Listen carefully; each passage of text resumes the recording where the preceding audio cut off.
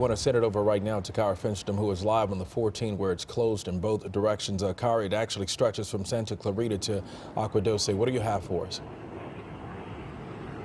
DeMarco, you can hear a water drop taking place right now. We are on the 14 and one of the spots where the U.S. Forest Service now confirms embers jumped this freeway, igniting these burns that you see all along the 14 freeway. And I'm going to bring in here with us Division Chief Oscar Vargas with the Forest Service as we continue to look at the flames. You guys have done an amazing job right here. Water drops. I know there have been dozers out there. Tell us about the fight you've had on your hands.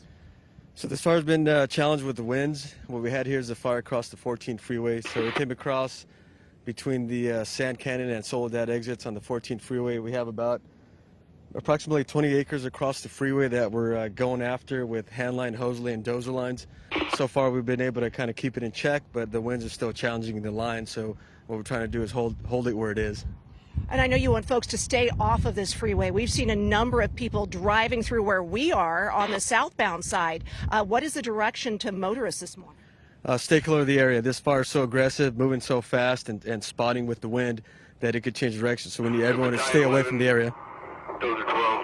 And we're hearing a little bit of radio traffic for our viewers that they understand. We're actually at the back of one of the trucks where he is organizing a lot of the response out here this morning. A number of crews just went further up the road to the Soledad Canyon area. Talk with us about what they're doing right now as far as these lines here. There's a lot of power lines in the area, so the water crews, when the helicopters that are water dropping, you have to be very careful. Yeah, that's correct. So we have engines going in, establishing hose lines, hose lays.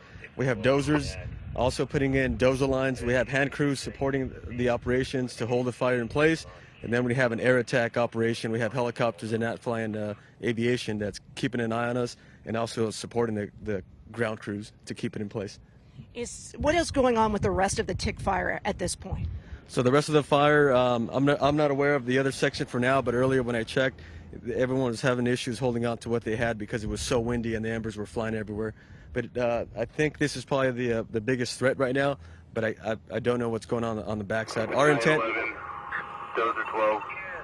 is to hold it here to keep it from advancing towards the Sand Canyon community.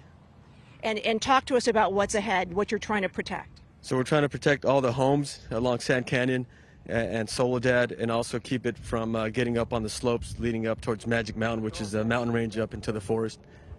We've seen dozers clearing out a number of areas here. What is the terrain like right here along the freeway that you're dealing with? So right now it's some areas of steep terrain. Right now we're holding the fire at the river bottom, kind of the wash. So right now it's not too bad, but we're really trying hard to keep it from getting on the bottom of the slopes, because if that happens, it has the potential to run up faster, and it's going to be much more challenging to keep up with it. How are your firefighters, the folks with the Forest Service, doing this morning? Have there been any reports of any injuries, any problems for them? No injuries reported. Everyone's actively engaged and doing good work and holding on to what we got. All right. Thank you for taking a moment to speak with us this morning. We appreciate it.